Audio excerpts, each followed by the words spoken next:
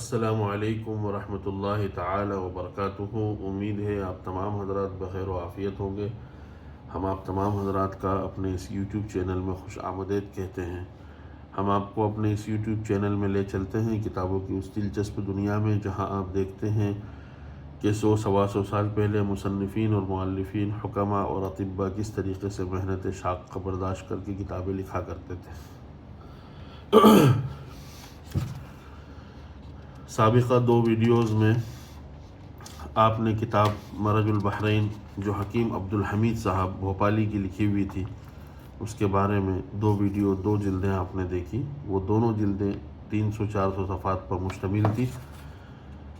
اب مرج البحرین کی جلد سوم، اور یہ آخری جلد ہے جو سب سے طویل ہے۔ آپ دیکھ سکتے ہیں سابقہ کی طرح یہاں بھی وَمَن يُؤْتِ الْحِكْمَةَ فَقَدْ أُوتِيَ خَيْرًا كَثِيرًا، حصہ سوم مرج البحرین الملقب بہ یادگار آصفیہ۔ مؤلف حکیم ڈاکٹر عبدالحمید صاحب، متوطن بھوپال، سن ہجری 1330 مطابق 1912۔ کتاب 100 سال سے زائد کا عرصہ گزر چکا ہے، 110-12 سال کا عرصہ گزر چکا ہے، لیکن کتاب اتنی صاف اور شفاف ہے گویا کہ یہ ابھی چھپ کر آئی ہے۔ یہ حکیم عبدالحمید صاحب نے اپنی ایک کتاب کا تعارف پیش کیا ہے، اور انہوں نے کہا ہے کہ طب جدید جو ہے یہ ایک بالکل جدید طرز کا مختصر رسالہ ہے، جس میں یونانی اور ڈاکٹری کے باہمی ترکیب سے نسخوں کی ترتیب دی گئی ہے اور تجربے سے بے حد فائدہ مند ثابت ہوئی ہیں۔ اس کے 3 حصے شائع ہو چکے ہیں، جن کا حجم 2 جز کا ہے۔ اپنی ایک کتاب کا انہوں نے یہاں اشتہار کیا ہے۔ شکریہ اور خوشخبری لکھ رہے ہیں کہ میں اس مبارک موقع پر یعنی کتاب کی اشاعت پر ہز ہائنس جناب نواب سلطان جہاں بیگم صاحبہ کرون آف انڈیا، رئیس دلاور اعظم اعلیٰ طبقہ سلطنت ہند فرما روائے بھوپال کا شکریہ ادا کرتا ہوں، جنہوں نے میری ناچیز تالیفات کو پسند فرما کر اپنے نام نامی کے ساتھ معنون کرنے کی اجازت عطا فرمائی، اور اپنے فیاضی اور قدردانی سے 750 روپیہ بطور امداد تبع و انعام مرحمت فرما کر میری حوصلہ افزائی فرمائی۔ اللہ تعالیٰ حضور ممدوحہ کو باترقی دولت و اقبال سلامت رکھے، اور ان کی دختر نیک اختر جناب نواب آصف جہاں بیگم صاحبہ مرحومہ کو، جن کی یادگار میں یہ کتاب تالیف کی گئی ہے، جنت الفردوس میں عطا فرمائے۔ تو آپ دیکھ سکتے ہیں کہ یہ کتاب جو ہے نواب سلطان جہاں بیگم ریاست بھوپال کی جو حکمران تھی، ان کی جو ہے مدد اور نصرت سے یہ کتاب شائع ہوئی تھی۔ فہرست مضامین مرج البحرین حصہ سوم، پہلی جلد میں سر اور اس سے متعلق اعضاء کی بیماریوں کا ذکر تھا۔ دوسری جلدوں میں گلے سے لے کر ناف تک کی اعضاء رئیسیہ، ان کی بیماریاں، ان کی نشانی، معمولات مطب کا ذکر تھا۔ اب تیسری جلد میں ناف سے لے کے گھٹنے تک جو ہے، ناخن تک، پیروں تک جو بھی بیماریاں ہیں، اعضاء ہیں، ان کی کا علاج ہے، ان کے مجرب نسخے یہاں ذکر کیے ہیں۔ اب دیکھ سکتے ہیں مضمون میں امراض مخصوص مردوں کے مخصوص امراض، ضعف با، منی کی حقیقت، ادویہ مخصوصہ، مقوی با، مولد منی وغیرہ ساری چیزیں انہوں نے ذکر، ملذات، مترلات، سرعت انزال، سیلان منی، یہ تمام چیزیں، سرطان رحم، پھر عورتوں کا شروع ہوا، امراض رحم، اورام رحم، سرطان رحم، جروح و قروح رحم، یعنی رحم کا سوج جانا، رحم کا کینسر جس کو کہتے ہیں وہ ہو جانا، یہ تو تمام چیزوں کو ذکر کیا۔ عسر حیض، مضیفات فرج، سیلان منی، عسر ولادت، تدبیر منع حلم، حقہ رحم، وثور رحم، اجتماع آب در رحم وغیرہ وغیرہ سب چیزوں کو ذکر کیا۔ علامات حمل کو ذکر کیا۔ پھر علامات حمل کے بعد امراض اطفال کے منتخب نسخے، یعنی بچوں کی بیماریاں جو ہوتی ہے اس سے متعلق منتخب نسخوں کو یہاں ذکر کیا۔ امراض پشت و اطراف، ٹھیک ہے، درد پشت و حاضرہ، پیٹ اور پیٹھ کے درد، اوجاع مفاصل یعنی ہاتھ پیروں کا درد، نقرس، جس کو نقرس یہ بہت شدید بیماری ہے، اور یہ اس کو جو ہے اس وقت جو ہے جو انسان کی ہڈیوں کے جوڑوں میں جو سخت قسم کا درد ہوتا ہے اس کو نقرس کہتے ہیں۔ عرق النساء، امراض زچہ، امراض اطفال، حمیات یعنی بخار، اس کا ذکر کیا ہے۔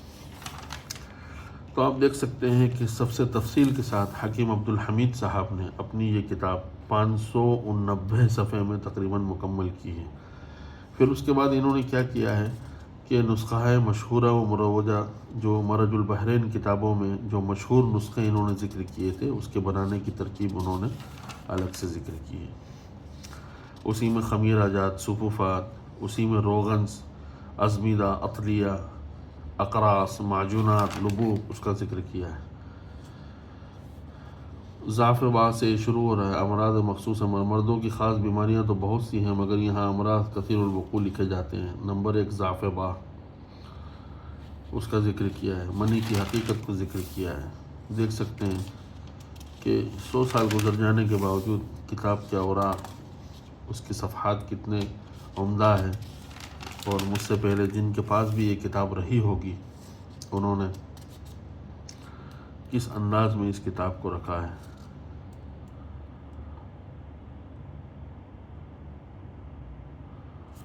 اونٹ کا پنیر مایا خشک کر کے آدھا پاؤ پانی میں حل کر کے جماع سے 12 گھنٹے پیشتر پینا لغوث پیدا کرنے کے لیے مفید ہے۔ خالص مومیائی کو روغن نرگس میں پگھلا کر طلا کرنا بھی بہت مفید ہے۔ شیر کی چربی جس پر 1 سال نہ گزرا ہو، قضیب اور اس کے حوالے مالش کرنا مفید ہے۔ علامات ذکر کیے ضعف باہ کی۔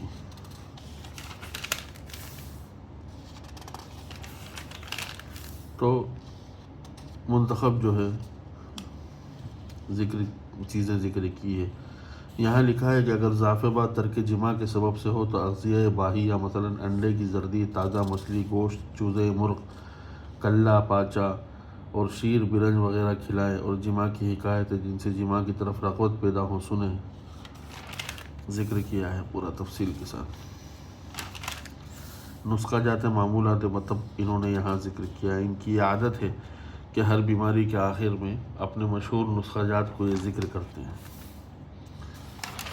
تو بہت تفصیل کے ساتھ اس میں نامردی وغیرہ کے علاج، اس کے حلوے جات، اس کے لبوب، معجون پیٹا، معجون جوزی، ماء اللحم، معجون خصیت الثعلب، طلائے مقوی، طلائے حب الخروع، ان چیزوں کو انہوں نے ذکر کیا ہے۔ یعنی ضعف باہ سے متعلق، سیکسول پرابلم سے متعلق اگر کہیں کسی طریقے کی کوئی کمزوری ہے تو ان تمام کو انہوں نے جو ہے تفصیل کے ساتھ ذکر کیا ہے، ان کی نشانیوں کو ذکر کیا ہے، اور نشانیوں کو ذکر کرنے کے بعد اس کے مجرب المجرب نسخے ذکر کیے ہیں۔ اب وہ کچھ نسخے کھانے کے ہیں، کچھ لگانے کے ہیں، کچھ تیل ہے وغیرہ وغیرہ، تمام چیزیں ذکر کی ہیں۔ ضعف باہ کے منتخب نسخے یہاں دیکھ سکتے ہیں لکھا ہے۔ اس میں ایک عجیب نسخہ لکھا ہے، ترکیب کنجشک یعنی چڑیاؤں کا ترکیب جو تقویت باہ کے لیے مجرب ہے۔ 40 چڑیوں کو ذبح کر کے، چڑیاں نہیں، چیڑوں کو ذبح کر کے آلائش اور پر وغیرہ دور کر کے چوب چینی، جوس، بوا، سیاہ پیس کر ان کے شکم میں بھر دے اور گھی میں چیڑوں کو بھونے، اس کے بعد عسل خالص میں ڈال کر برتن کا منہ بند کر کے جومین دفن کریں، اور 1 ہفتے کے بعد نکال کر 1 چیڑا صبح 1 چیڑا شام کو کھائیں، اور غذا میں دودھ کا استعمال زیادہ رکھیں۔ دیکھ سکتے ہیں آپ ضعف باہ کے انہوں نے متفرق نسخے جو ہیں وہ جدید میڈیکل سے یعنی ایلوپیتھک میں انہوں نے ذکر کیا ہے۔ تو آپ آگے بڑھتے چلے جائیں گے مخصوص، یعنی یہ جو ہے صفحہ نمبر 67-68 تک تمام کے تمام جو ہے ان چیزوں کا ذکر ہے۔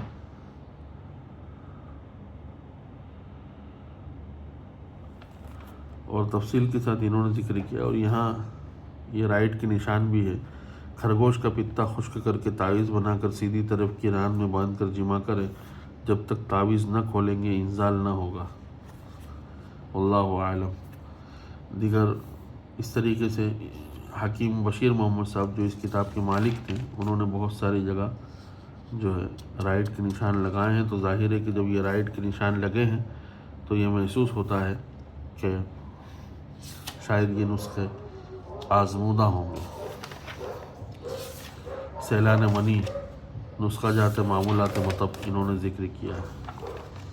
تو آپ دیکھ سکتے ہیں کہ 100 صفحات تک تقریباً اسی کا ذکر کیا ہے انہوں نے، اور 118 کے بعد قروح قضیب و خصیہ کو ذکر کیا ہے، مطلب یہی چیز چلتی، اور 128 صفحے کے بعد یہ رحم کی طرف آئے ہیں، یعنی مردوں کی بات یہاں ختم ہو رہی ہے اور یہاں سے عورتوں میں اورام رحم شروع ہو رہا ہے، یعنی بچے دانی کا سوج جانا، اس کو ذکر کیا ہے انہوں نے۔ یہاں لکھا ہے امراض مخصوص نسواں، عورتوں کے مخصوص امراض۔ تو بہت اچھی کتاب ہے، بہت تفصیل۔ سرطان رحم، کبھی رحم کا ورم ہار تحلیل نہیں ہوتا اور نہ پھٹتا ہے، بلکہ سرطان کی طرف منتقل ہو جاتا ہے، یعنی کینسر ہو جاتا ہے۔ اس کی علامت یہ ہے کہ رحم میں گرمی اور سختی اور ٹیس ہوتی ہے، اور سینے کے پردے تک درد معلوم ہوتا ہے۔ کبھی آنکھوں میں درد اور شقیقہ اور کمزوری خاص کر پنڈلیوں میں ہوتی ہے، اور پیروں کے اوپر ورم ہو جاتا ہے، آخر میں اس سے استسقاء ہو جاتا ہے۔ اور جب سرطان میں زخم ہو جاتا ہے تو کنجران اور پیڑوں اور پیٹھ میں سخت درد ہوتا ہے، اور زخم سے سرخی اور سیاہی مائل رطوبت خارج ہوتی ہے۔ علاج، اگرچہ یہ مرض علاج پذیر نہیں ہے، لیکن اس غرض سے کہ قوت نہ پکڑ جائے اور اس کی ضرر سے یعنی تکلیف سے دوسری آفتیں نہ پیدا ہوں، اصلاح اور تسکین درد کی کوشش کرنا چاہیے۔ مثلا جب سخت گرمی اور ٹیسیں معلوم ہو تو سرد دواؤں کے لعاب اور درد کی تسکین دینے والے مرہم استعمال کریں، اور جب حرارت اور درد کم ہو تو ملین اور محلل دوائیں مثل مرہم، داخلیوں وغیرہ استعمال کریں، اور کبھی کبھی باسلیک کی فصد کھولیں اور سوڈا کا تنقیہ کریں اور ماء الحین استعمال کرائیں، اور ہمیشہ مزاج کی ترتیب میں کوشش کرتے رہیں۔ جروح و قروح رحم، یعنی رحم کے زخموں کا علاج۔ اختناق رحم، یہ مرد مرگی کے مشابہ ہوتا ہے۔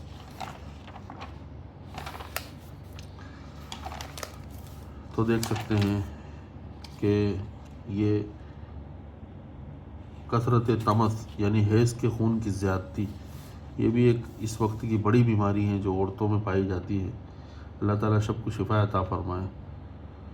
عام اس سے ایام حیض میں خون زیادہ آئے، یا ایام معمولی گزر جانے کے بعد خون کا آنا باقی رہے، یا غیر معتاد ایام میں ہمیشہ خون آتا رہے، اور اس کو استحاضہ کہتے ہیں۔ جب خون زیادہ نکل جاتا ہے تو بہت سے امراض مثلا حمیات صفراوی، سقوط اشتہا، درد پشت، تہیج اور استسقاء وغیرہ پیدا ہو جاتے ہیں۔ اس کا علاج انہوں نے یہاں ذکر کیا۔ تو آپ دیکھ سکتے ہیں کہ تفصیلات کے سیلان الرحم، یعنی رحم کی رطوبت کا جاری ہونا، سفید پانی جس کو ہم کہتے ہیں، اس کے بارے میں انہوں نے پورا فن یونانی میں، جس کو ہندی میں آیورویدک کہتے ہیں، تفصیلات کے ساتھ یہاں پوری ذکر کی ہے۔ سیلان منی از رحم، منی اور رطوبت رحم میں فرق یہ ہے کہ رطوبت بدبودار ہوتی ہے اور منی میں بدبو نہیں ہوتی، اور اس کا رنگ سفید ہوتا ہے۔ تو آپ دیکھ سکتے ہیں کہ بہت تفصیل کے ساتھ انہوں نے اس کتاب میں تمام بیماریوں کو، ان کی علامتوں کو اور اس کو ذکر کیا۔ 218 241 صفحے تک اوجاع مفاصل کی ضروری تدابیر کو انہوں نے ذکر کیا ہے، یعنی ہاتھ پیروں کا درد جو خاص طور پر ہوتا ہے اس کو ذکر کیا ہے۔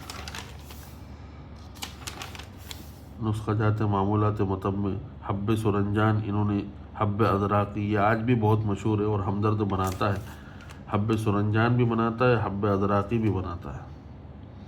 اس کی ترکیب انہوں نے ذکر کی ہے کہ کس طریقے سے بنانا ہے۔ حب عرق النساء، روغن اوراق، روغن تمباکو، روغن افیون کچلا والا، صفوف سرنجان، معجون گیگوار۔ اوجاع مفاصل کے منتخب نسخے انہوں نے یہاں ذکر کیے ہیں۔ ہاتھ پیروں کا درد، اکڑن جس کو کہتے ہیں۔ حب سیماب، جو وجع مفاصل کے لیے یعنی ہاتھ پیروں کے درد کے لیے بہت مجرب ہے اور دیگر امراض بلغمی اور صداوی کے لیے مفید ہے۔ سیماب، جو شنگرف سے نکالا گیا ہو، خاکستر پوست، بیضہ مرغ دونوں کو گیگوار کے لعاب میں 16 پہر تک کھرل کر کے مونگ کے برابر گولیاں بنائیں اور 1 گولی روزانہ استعمال کریں۔ پھر اس کے بعد سیماب کو شنگرف سے نکالنے کی ترکیب بھی انہوں نے یہاں ذکر کی ہے۔ دوا السرنجان یحییٰ ابن خالد برمکی کی طرف منسوب ہے اور وجہ مفاصل میں نقرس اور رجل ورق کے لیے مفید ہے۔ روغن دھتورا، روغن ہفت برگ، تو تفصیلات کے ساتھ آپ دیکھ سکتے ہیں کہ کتنی واضح اور ایک ایک مرض کی نشاندہی اور اس کی علامات سب کو ذکر کیا۔ حمہ یوم یعنی 1 دن کا بقیہ اکثر 1 دن رات رہ کر زائل ہو جاتا ہے بشرطے کہ کسی دوسری قسم کی طرف منتقل نہ ہو جاوے، اس وجہ سے اسے حمہ یوم کہتے ہیں۔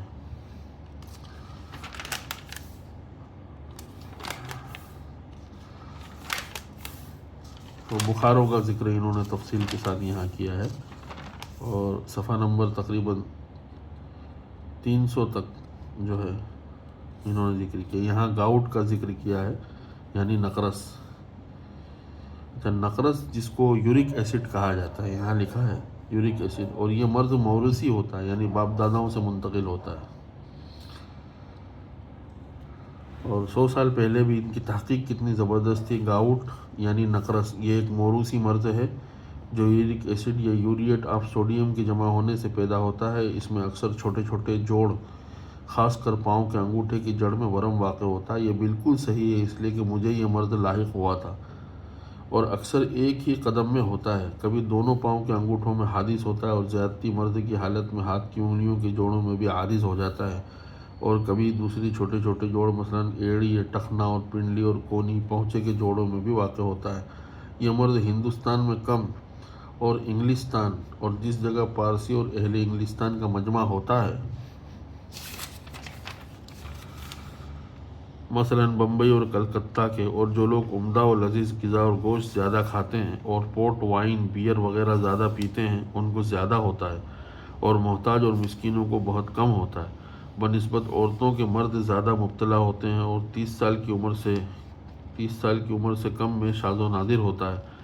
بدہضمی، غذا کی بے احتیاطی، کثرت محنت، دماغی سردی لگنا، شیشے کی سمت وغیرہ اس مرض کے باعث ہے۔ یہ مرض 2 قسم کا ہوتا ہے یعنی ایکیوٹ اور کرانک۔ ایکیوٹ دورے کے ساتھ ہوتا ہے اور اس میں شدت اور ظاہر ہوتی ہے، اور کرانک میں شدت اور خفت اور درد کے طور پر نہیں ہوتی بلکہ مثل وجہ مفاصل کے ہوتا ہے۔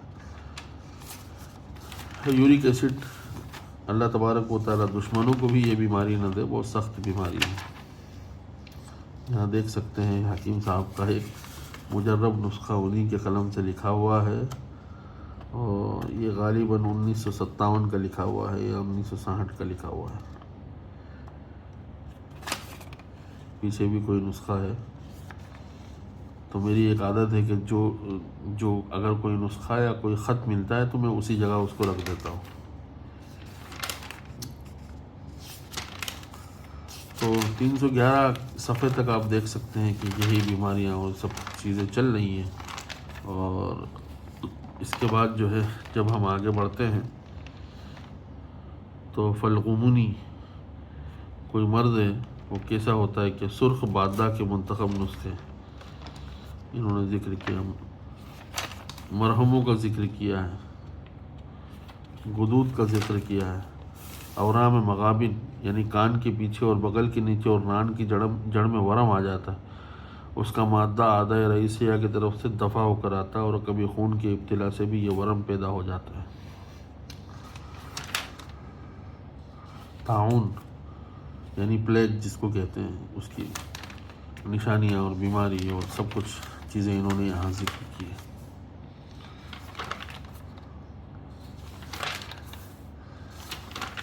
تو آپ دیکھ سکتے ہیں کہ کتاب جو ہے اپنی آب و تاب کے ساتھ جو ہے یہاں موجود ہے۔ شری یعنی پتی، یہ مختلف وجہ کی چپٹی پنسیاں مائل و سرخی ہوتی ہے جو دفعتاً خارش اور بے چینی کے ساتھ ظاہر ہوتی ہیں۔ اس کا سبب یہ ہے کہ خون سے جس میں صفرا یا بلغم بورقی مخلوط ہو، بخارات اٹھ کر ظاہر بدن کی طرف آتے ہیں۔ علاج بھی ذکر کیا ہے انہوں نے اس کا کہ اس کا کیا علاج ہے۔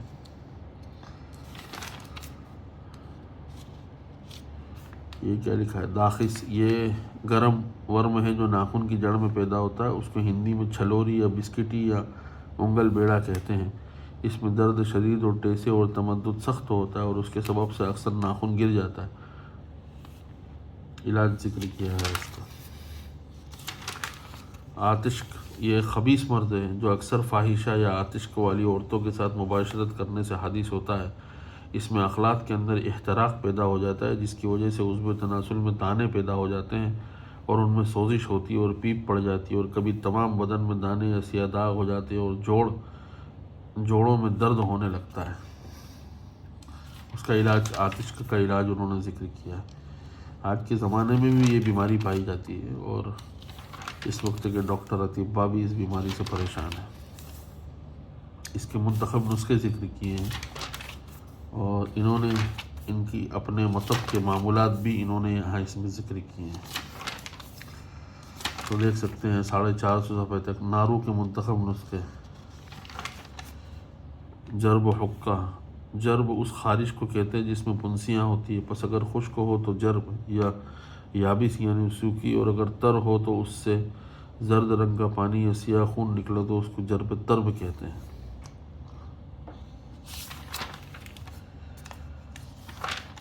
تو اس کی تمام بیماریوں کا ذکر کیا ہے، صفحات دیکھ سکتے ہیں آپ۔ ایسا محسوس ہوتا ہے کہ 100 سال گزر جانے کے باوجود بھی یہ کتاب ابھی چھپ کے آئی ہو۔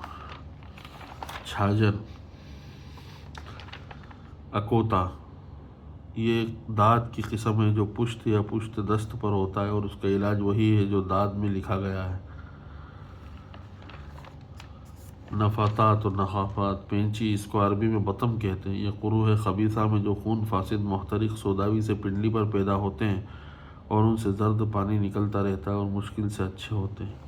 صعفا یعنی گنج، انسان کے سر پر یہ پھنسیاں ہو جاتی ہے جو اکثر سر اور کبھی چہرے پر نمایاں ہوتی ہے۔ یہ مرض اکثر بچوں کو ہوتا ہے اور بلوغ کے بعد زائل ہو جاتا ہے۔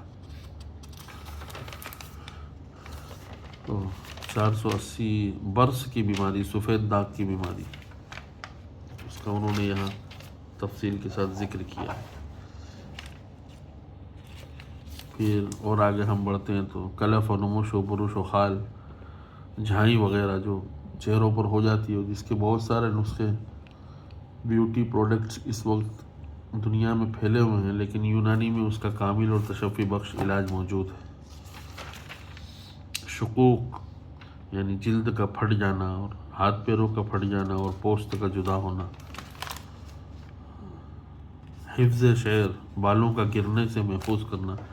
واضح ہو کہ بالوں میں ہمیشہ کنگھی کرنا اور گرم لطیف اور قابض تیل ڈالنا یا بالوں کو گرنے سے محفوظ رکھتا ہے، مگر بھوک کے وقت کنگھی کرنے سے بال زیادہ گرتے ہیں۔ یاد رکھیے، بھوک کے وقت کنگھی کرنے سے بال زیادہ گرتے ہیں۔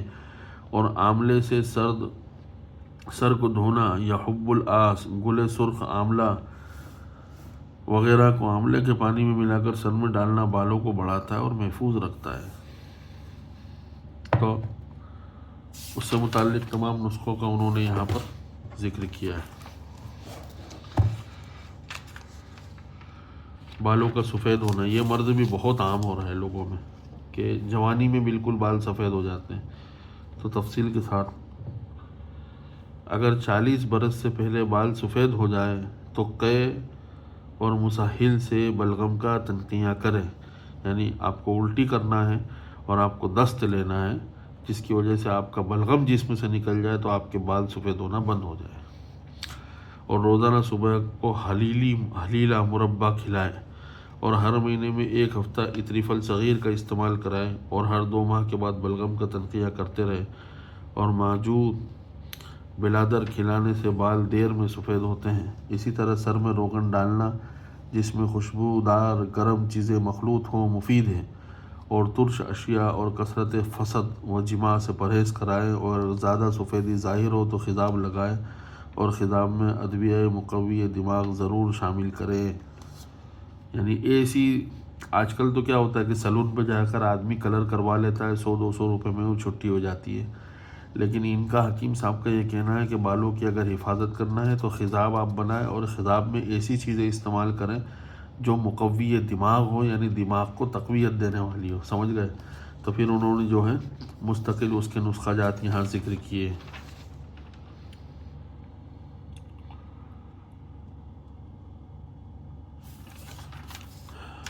تو دیکھ سکتے ہیں کہ 550 صفحے تک جو ہے انہوں نے ذکر کیا، 541 سے قروح زخموں پہ پیپ پڑ جائے۔ یہ ایک اور ہمیں ہندی کا ایک جو ہے یہاں ایک وہ ملا ہے، واللہ عالم کیا ہے یہ نسخہ جات معمولات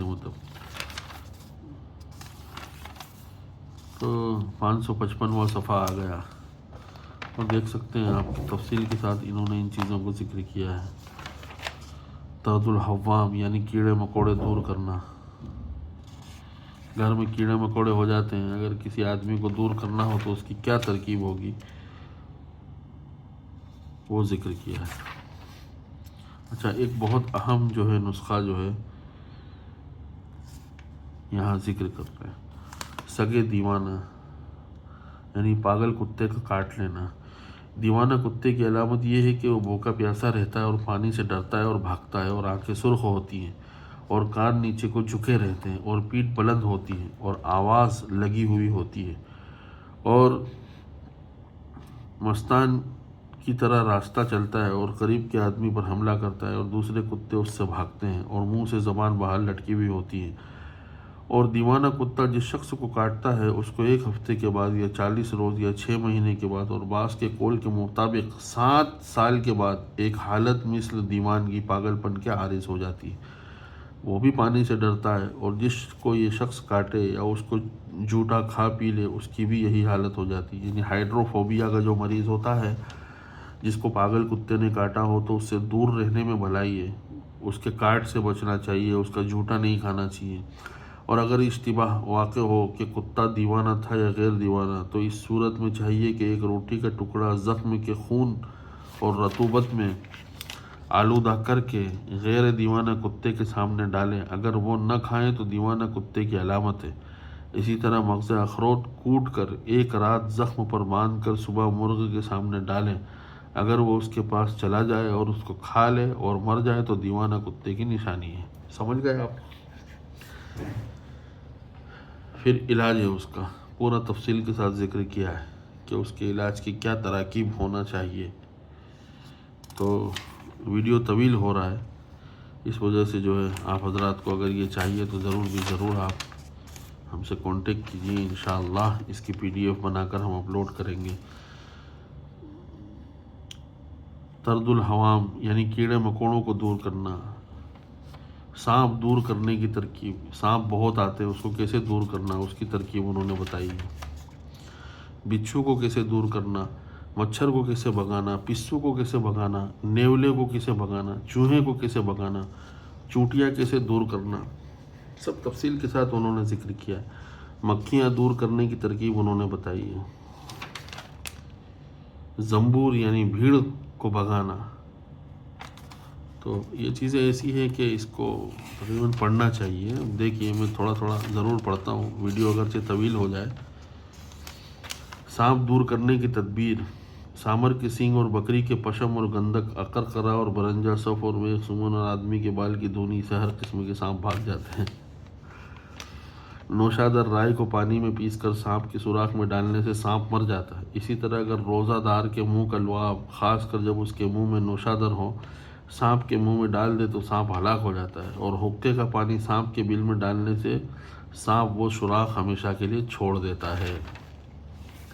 بچھو کے دور کرنے کی گندک اور ہڑتال اور بھرسدہ اور بچھو اور بکری کی چربی اور گدھے کے کھر کا دھواں کرنے سے بچھو بھاگ جاتے ہیں۔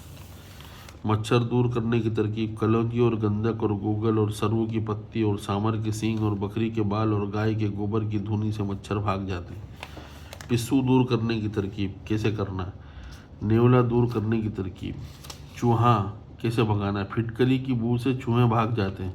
اسی طرح اگر ایک چوہے کی کھال جدا کر کے دم کو کاٹ لے اور یا اس کو خصی کر کے مکان میں چھوڑ دے تو سب چوہے بھاگ جاتے ہیں۔